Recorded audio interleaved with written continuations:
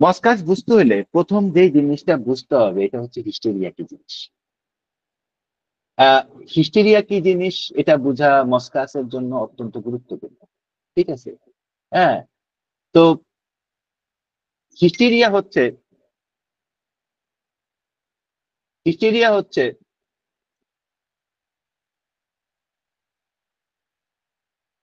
এটা physiological psychological condition. ঠিক আছে। এটাতে কি কি হয়, এটাতে আমাদের প্যারালাইসিস, ফিজিক্যাল সিমটমস, এটাতে আমাদের প্যারালাইসিস হয়, পেইন্টিং হয়, ক্রনিক পেইন হয়, ব্লাইন্ডনেস, এগুলো কিন্তু ফিজিক্যাল সিমটমস। ঠিক আছে। মেন্টাল সিমটমসে আমাদের আনকন্ট্রোল ধরনের মেন্টাল সিমটমস আসে, একবার হাসে, একবার কাঁদে, একবার রাগ করে। ঠিক আছে। এই ধরনের আনকন্ট্রোল ইমোশনাল বিহেভিয়ার আসে। প্রচন্ড রকম আউটব্রাস্ট থাকে। হিস্টেরিয়াল রোগী যখন হাসে তখন পাগলের মতো হাসে, হিস্টেরিয়া রোগী যখন কান্না করে পাগলের মতো কান্না করে, হিস্টেরিয়া রোগী যখন রাগে পাগলের মতো রাগে। ঠিক আছে। হুম। এটাকে সোমাটোফর্ম ডিসঅর্ডারও বলা হয় আমাদের মেডিকেল সায়েন্সের ভাষায়। তো এই জিনিসটা মস্কাসের সাথে সরাসরি রিলেটেড। এখানে একটু পানি খেয়ে নিই। তো মস্কাসের ফার্স্ট ইয়া হচ্ছে, first aspect of the genius হচ্ছে মস্কাসের যে কয়েকটা জিনিয়াস আমি অন্তত বুঝতে পারছি, এগুলো আমি জাস্ট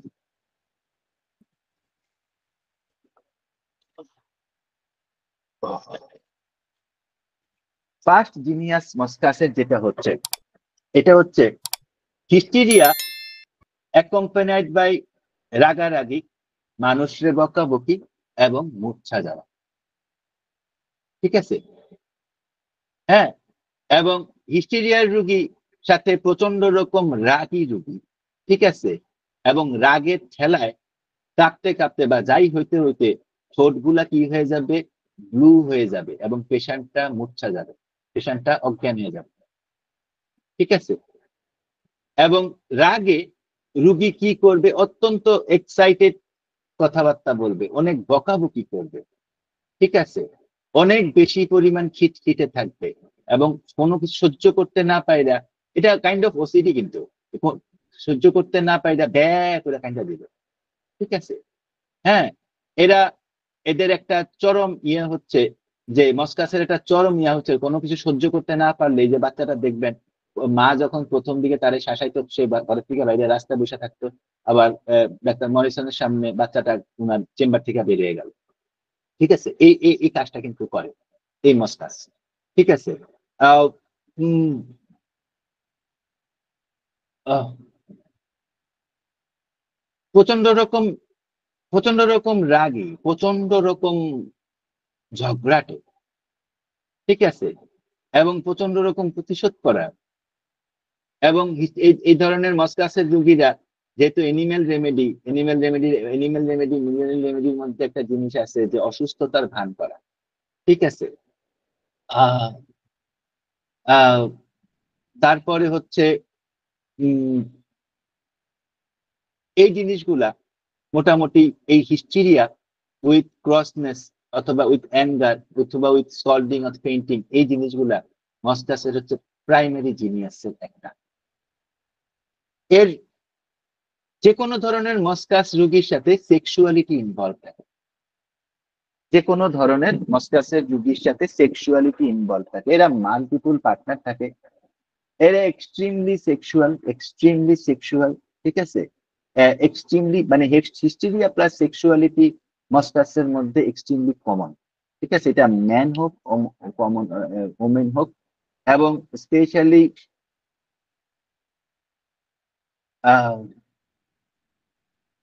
স্পেশালি ইভেন জেনিটালে হাত দিলেও এরা অনেক বেশি পরিমাণ হিস্টেরিক হয়ে পড়ে। এরকম কেসও আমরা মস্কাসের অনেক কেস আছে আমার কাছে, কারণ এই ওষুধ বুঝতে আমার এই মস্কাসের প্রবীণ কিন্তু ছিল। তো এই মানে অনেক বেশি পরিমাণ এই সেক্সুয়ালি ইয়ে হয়। অনেক সময় দেখা যায় যে এরা মানে সেক্সুয়াল অ্যাক্ট বা ইন্টারকোর্স করার পরে এরা মূর্ছা যায়। ঠিক আছে। কারণ ওই রাখতে পারে না, এদের নার্ভাস সিস্টেম এদেরকে ধরে রাখতে পারে না। তো এটাও কিন্তু মস্কাসের একটা অত্যন্ত ইম্পর্টেন্ট দিক। ঠিক আছে। আহ দ্বিতীয়ত হচ্ছে যেটা এস আর ফাটক লিখছেন, আমি আমি একটা মিনিট ধরেন, আমি এস আর ফাটকের লাইনটা বাই করি। আমি এস আর ফাটকের লাইনটা বাই করি। এটা ক্লিয়েন্টও লিখছেন, কিন্তু এস আর ফাটক বেশি ভালো লিখছেন।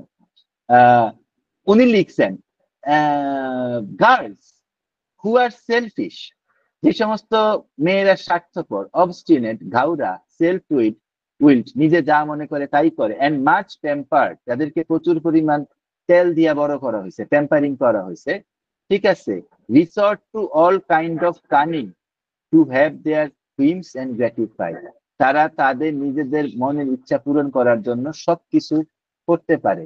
এই ধরনের মেয়ে, ঠিক আছে, হ্যাঁ, এই ধরনের বাচ্চা, যাদের যে স্পয়েল সেন্সিটিভ নেচার বলা হইতেছে, ঠিক আছে, এই ধরনের বাচ্চা, এবং সাথে যদি তাকে হিস্ট্রিয়া পাওয়া যায়, ঠিক আছে, তাহলে এটা খুবই ইম্পর্টেন্ট। হ্যাঁ, এটা কেন্ট লিখছেন, কিন্তু আমার ধারণা কেন্টের থেকে পাঠক লিখছেন ভালো।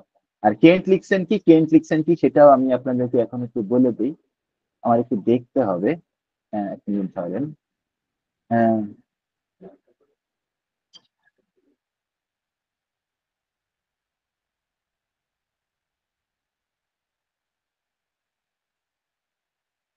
উনি প্রথম লাইনে লিখছেন, মস্কাস কিউটস many historical girls who have come to adult age without ever learning what obedience means.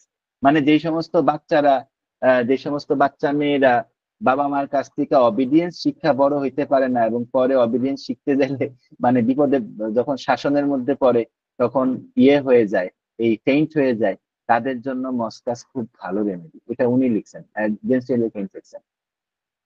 ওকে, এখন আসেন এর আরো কয়েকটা দিক আমরা একটু একটু করে দেখি।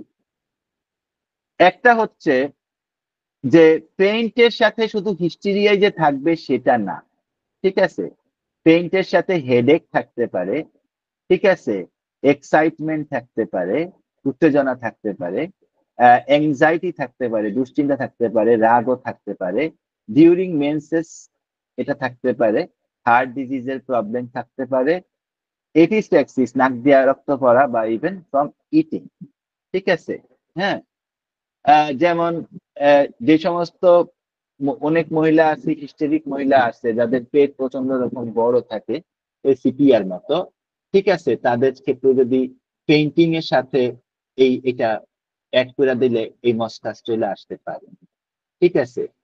পেইন্টিং পেইন্টিং এর সাথে যদি কারো ভার্টিগো থাকে, অথবা কারো যদি মাইগ্রেন থাকে, তাহলে কিন্তু মস্কাস ভালো রেমেডি হইতে পারে, ঠিক আছে, হ্যাঁ। এবং এই মূর্ছা যাওয়া বা এই যে অজ্ঞান হয়ে যাওয়া, এই অজ্ঞান হয়ে যাওয়াটা আসলে সাধারণত রাত্রে ঘটে, বিছানার মধ্যে ঘটে, ঠিক আছে, অথবা সন্ধ্যায় ঘটে। এবং এটা ঘটে সাধারণত হেডেকের পরে, আহ, মাথা ব্যথার পরে, কেমন, আহ, এবং ছোট্ট কোনো একটা উত্তেজনার কারণে হোক, হঠাৎ করে রাত্রেবেলা, এমন একটা কেস আছে যে রাত্রেবেলা ওদের বাসায় কেউ আসে না, তো রাত্র 1টার দিকে হঠাৎ করে কোনো বাইরে থেকে কেউ হয়তো বেল বাজিয়ে দৌড় দিয়ে পালিয়ে গেছে, এই কারণেও বাচ্চাটা হয়ে গেছে, এই অজ্ঞান হয়ে গেছে, ঠোঁট ঠোঁট নীল হইয়া, এটাও হয়, ঠিক আছে। মেনসেসের সময় অনেক বেশি হয়, কারণ নিউরালজিক রেমেডি অনেক বেশি পেইন ক্রিয়েট করে। তারপরে হচ্ছে হার্ট ডিজিজে হয়। হুম। উম, নাক দিয়া রক্ত পড়া কইরা ফেইন্ট হয়ে যায়, এটাও কিন্তু মস্কাসের খুব ভালো একটা দিক। আচ্ছা, এর আরেকটা কনকমিটেন্ট আছে। এর একটা কনকমিটেন্ট হচ্ছে যে মস্কাসের রুগী যত আহ, এরা এদের একটা কোল্ড সেন্সেশন থাকে, ঠিক আছে।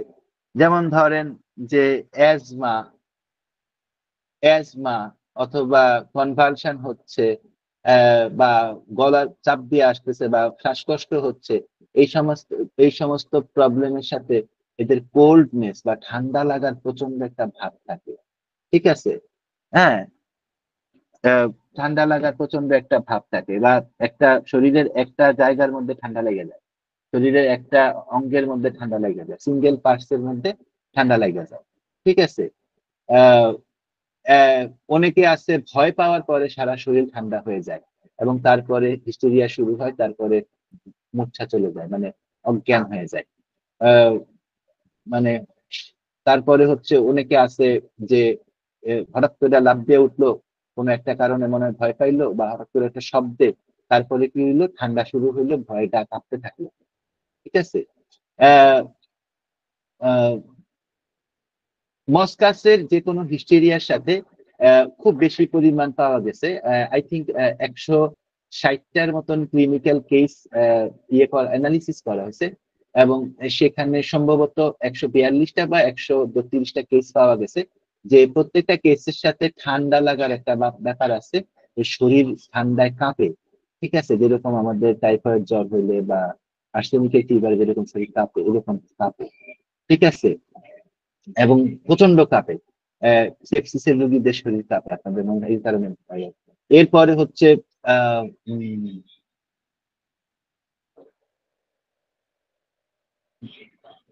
এদের ক্যালি কার্ভের মতো ঠান্ডা বাতাসে প্রচুর পরিমাণ সেন্সিটিভনেস কাজ করে। ক্যালি কার্ভের মতো ঠান্ডা বাতাসে প্রচুর পরিমাণ সেন্সিটিভনেস কাজ করে। আহ, ঠান্ডা হয়ে যাচ্ছে, এখান থেকেও এদের অনেক প্রবলেম চলে আসে। তাই না? ওকে।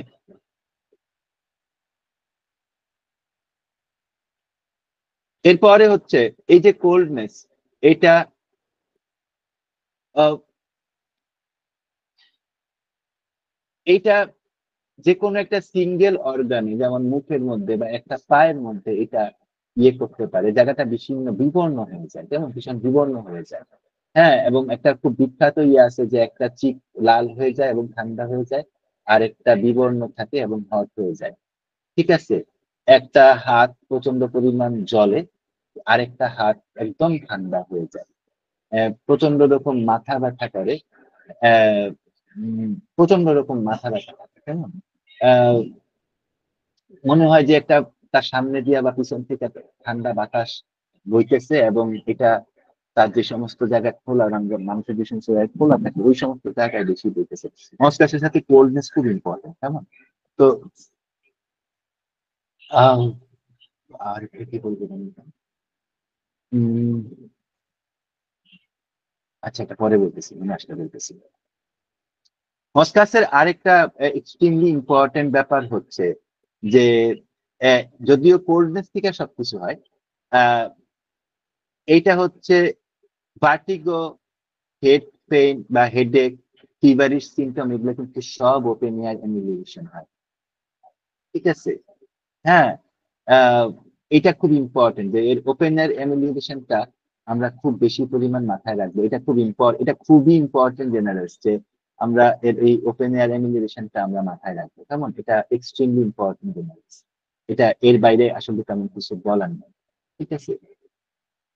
এবং হিস্টেরিয়ার সাথে আহ, একটা জিনিস আছে, এটা হলো আপনি দেখবেন রুগীটা মারাত্মক সিচুয়েশনে চলে যাচ্ছে। আমি কয়েকটা মারাত্মক এক্সাম্পল দিব আপনাদেরকে, কারণ যেহেতু জিনিয়াস বলতেছি, জাস্ট জিনিয়াস, জাস্ট মানে যতটুকু নোট করতে পারছিলাম, সত্যি কথা বলতে, তো গুগল ডক্সে যতটুকু নোট করতে পারছিলাম, কারণ এই রেমেডিটা আসলে ওইভাবে কারো কাছে ডিসক্রাইব করা নেই। এটা কেন্টও ভালো লেখেন নাই, বা যেগুলো আমাদের বেসিক ম্যাটেরিয়াল দিতে, ওইগুলোতে কোথাও নাই। তো এটা কি হয়, আহ প্রচন্ড রকম হিস্ট্রিয়া, তাতে যদি রাগারাগি স্কল্ডিং হয় বা আহ, ঝগড়াঝাটি হয়। ঠিক আছে। হ্যাঁ, এবং দেখবেন যে এই মস্তিষ্কের রোগী যদি মাথা ঘুরানো নিয়ে আসে, তাহলে সাংঘাতিক মাথা ঘুরানো নিয়ে আসে। ঠিক আছে, মাথা ব্যথা নিয়ে আসলে সাংঘাতিক মাথা ব্যথা নিয়ে আসে। ঠিক আছে, মাথা ব্যথা নিয়ে আসলে ঠান্ডা ঠান্ডা ভাব নিয়ে আসে। ঠিক আছে, বদ্ধ রুমের মধ্যে প্রচন্ড রকম ভাবে অ্যাগ্রাভেট করে, সেটা নিয়ে আসে। ঠিক আছে, প্রচন্ড রকম ভাবে কানে ব্যথা নিয়ে আসে, প্রচন্ড কানে ব্যথা নিয়ে আসে, প্রচন্ড রকম ভাবে হাঁচি নিয়ে আসে, প্রচন্ড রকম ভাবে ঢেকুর নিয়ে আসে, নসিয়া নিয়ে আসে, তারপরে হচ্ছে প্রচন্ড ভমিটিং নিয়ে আসে। হ্যাঁ, লিভারের মধ্যে প্রচন্ড স্টিচিং পেইন, রুব্রিক আছে আপনারা দেখবেন, লিভারের মধ্যে প্রচন্ড রকম স্টিচিং পেইন, আম্বিলিকাল এরিয়াতে স্টিচিং পেইন নিয়ে আসে। আহ, এই পেইন গুলা সব ওই ইন্সপাইরেশনে বাড়ে, ক্যালির অনেক মডালিটির সাথে চলে যায় আর কি। তো উম ভয়াবহ রকমের ডায়রিয়া হয়, ওই ব্রিটান লেভেলের ডায়রিয়া হয়, কেমন প্রচন্ড রকম পেটের মধ্যে গড়গড় করে, প্রচন্ড রকম অ্যানিসের মধ্যে পায়খানা রাস্তায় প্রচন্ড রকম স্টিচিং পেইন হয়। ঠিক আছে। আহ, একটা ইয়া ভিতুল কাছে সম্ভবত একটা আর্টিকেল আছে, উনি ওখানে লিখছিলেন যে ডায়রিয়ার সাথে সবচেয়ে ভয়াবহ রকমের কাটিং পেইন এটা মস্কাস ইন্ডিকেট করে। ঠিক আছে। আহ ভয়াবহ রকম সেক্সুয়ালি এক্সাইটেড থাকে মেয়েরা, সেক্সুয়ালি এক্সাইটেড যারা থাকে, ফার্স্ট লাইফে যারা সেক্সুয়ালি এক্সাইটেড থাকে, তাদের ক্লাসটা হচ্ছে এপিস, তারপরে হচ্ছে নিউরেক্স, তারপরে হচ্ছে লিলিয়াম পিক। এরা কিন্তু সেক্সুয়ালি এক্সাইটেড থাকে, কেমন সম্ভব মানে এক্সাইটমেন্ট থাকে, সেক্সুয়াল এক্সাইটমেন্টটা থাকে। প্ল্যাটিনাম, প্যালাডিয়াম, এরা অসম্ভব রকম না সেক্সুয়ালি এক্সাইটেড থাকে। হুম। আহ ফ্যালকোপেরি, ফ্যালকোপেরি খুব বেশি এক্সাইটেড থাকে। ফ্যালকোপেরি, ফ্যালকোপেরি পেরি আরেকটা গার্ড রেমেডি আছে, আহ নামটা ভুলে গেছি। আহ, এটা রুবিক বা গুলো বোঝা যাবে হয়তো, ওইটা আরো বেশি এক্সাইটেড থাকে। আচ্ছা, তারপরে হচ্ছে আহ ডিসমেনোরিয়ার সাথে ভয়াবহ রকমের ডিসমেনোরিয়া, ভয়াবহ রকমের টাইনা ধরা ব্যথা, ভয়াবহ রকমের কাশি, ভয়াবহ রকমের পিপাসা, সবকিছুই একটা ভয়াবহ একটা ব্যাপার আছে। ঠিক আছে। আহ চেস্টের মধ্যে এমন ব্যথা হয় যে রুগীর কাছে মনে হয় যে রুগী আর বাঁচবে না, শ্বাস নিতে পারবে না, একদম নীল হয়ে যাবে। এবং ওই ইয়ার মতন সাইকিউটার মতন বা এই ধরনের রেমেডির মতন মুখে দিয়া ইয়া উঠে, ফেনা উঠে, এরকম কনভালশন হয়। ঠিক আছে। হম। আর এই ইয়ার মস্কাসের খুব ইম্পর্টেন্ট জায়গা হচ্ছে থোরাক্স না। তো এখানে এই বুকের এরিয়া বা এই গলার এরিয়াতে এখানে কি হয়, এখানে প্রচন্ড রকম সংকোচন বোধ আসে, অথবা প্রচন্ড রকম ছাইড়া দেওয়ার বোধ আসে। ঠিক আছে। আহ রুগী হাত ছুঁড়ে, পা ছুঁড়ে, ঠিক আছে, এবং সে প্রচন্ড রকম পেইন হয় এখানে। ঠিক আছে। আহ এবং রিচার্ড কুপার নামের ডাক্তার আছেন, উনি লিখছিলেন যে most violent convulsion in women, most violent convulsion ক্লাসে আমরা যদি রেমেডি ফেলি তাহলে দু একটা রেমেডি আছে, সাইকিউটা আছে এরকম। তো most violent convulsion in women, এটা খুব ইম্পর্টেন্ট কথা। যেমন সবচেয়ে ভায়োলেন্ট লেভেলের কনভালশন গুলা দেখিয়ে। হুম। মস্কাসের এটা খুব ইম্পর্টেন্ট, খুবই কনকমিটেন্ট লেভেলের ফিচার। এটা হচ্ছে যে রুগী এসব ভয়াবহ রকমের ব্যথার কথা বলবে, ঠিক আছে, কিন্তু যখন রোগীকে জিজ্ঞাসা করা হবে ব্যথাটা কোথায়, আহ, তখন সে বলবে যে ব্যথাটা অনেক বেশি হয়, কিন্তু সে আপনাকে এক্স্যাক্টলি বলতে পারবে না যে ব্যথাটা কোথায়। ঠিক আছে। তার মানে হচ্ছে আপনি রুগীকে জিজ্ঞাসা করতেছেন যে ব্যথাটা কোথায়, কিন্তু এই রুগী আপনাকে বলতে পারতেছে না এক্স্যাক্টলি যে ভাই আমার ব্যথাটা কিন্তু এইখানে। হ্যাঁ, কিন্তু সেটার জন্য সে অনেক বেশি পরিমাণ কি করতেছে, অনেক বেশি পরিমাণ সে অভিযোগ করতেছে। ঠিক আছে? আর কি আছে, আহ এরা অ্যাকোনাইটের মতো মনে করে যে মৃত্যু কাছাকাছি, কারণ এরা প্রচন্ড রকম ডেথের ডেথ বা ডেথ রিলেটেড চিন্তা ভাবনার মধ্যে ইয়ে করে। হম। এরা মনে করে যে মৃত্যু কাছাকাছি। হ্যাঁ। আহ কোনো তেমন কোনো সমস্যা নাই রোগী, কিন্তু রোগী তার বাচ্চা কাচ্চাদেরকে ডাইকে বলতেছে যে আমার মৃত্যু কাছাকাছি। আহ অনেক রুগী আছে শুইতে চায় না, কারণ শুয়ে পড়লে তার মৃত্যু হয়ে যেতে পারে। ঠিক আছে। আহ এরপরে রোগীর মধ্যে পালপিটেশন আসে, শ্বাসকষ্ট আসে, কেমন আহ আহ সে বলে যে আসলে আমি তো মারা যাবো, আমি জানি আমি মারা যাবো। এটা একদম ব্রিদিং থেকে শুরু করে কিউর পর্যন্ত এই সিমটম গুলো খুব ভালোভাবে আপনারা ব্রিদিং যদি দেখেন তাহলে আপনারা বুঝবেন আমি কি বলতেছি। ওকে।